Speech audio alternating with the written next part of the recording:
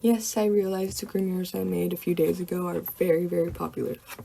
So, you're gonna need pliers, scissors, floral wire, a ruler, your template, which I have later on in this video, some gray furry fabric, blue felt, sewing materials or hot glue gun, and a black headband and a marker.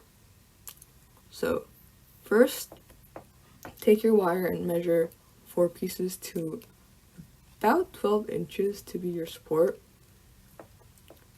Then take your wire and wrap it around your headband in about the center of the wire once or twice to get it in place.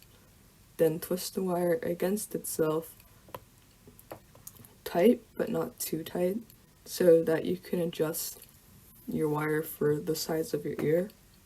If it's too hard to twist the wire by hand, use a plier to help you twist the wire. And once you get to the top, you can either tuck in the last piece of wire or just trim it to get the two sides even.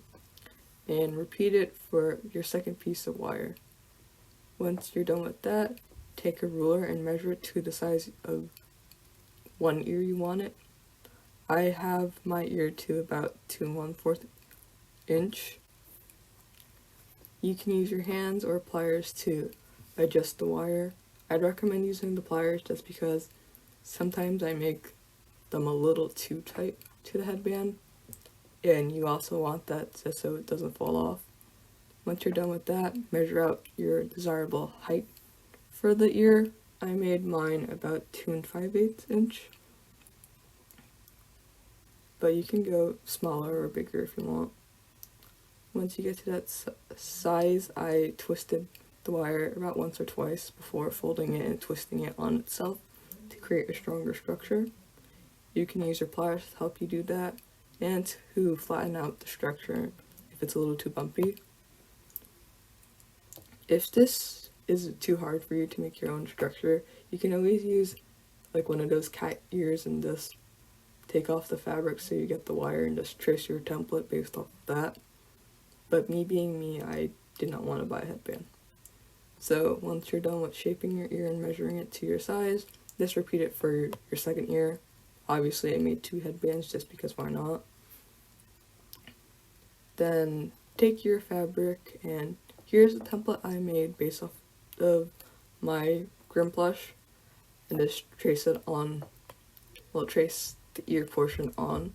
Make sure you get that little notch I wrote so you know where to stop sewing for or gluing for your fire portion.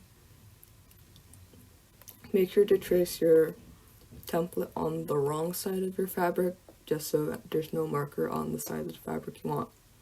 Take your felt, and once you cut out your fire template, just cut around the felt to that size. I'm cutting a big piece of felt in half just so I don't have to draw the template on both sides.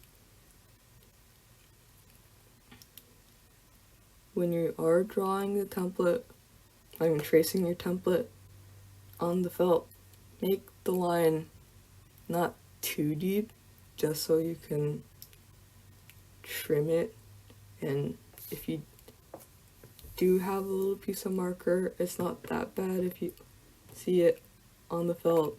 I just don't like seeing any of the black on the felt, so I'm trying my best to cut it off.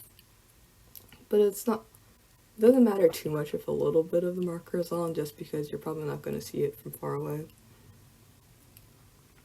Once you're done trimming out your fire, cutting out your fire, just trim it to how you like. If there's any imperfections, I'm just trimming up the top.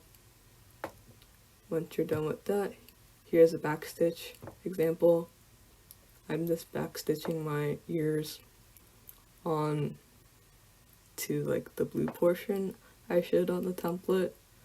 I'm not sure if the picture helps that much, but oh well. Again, if you're hot glue,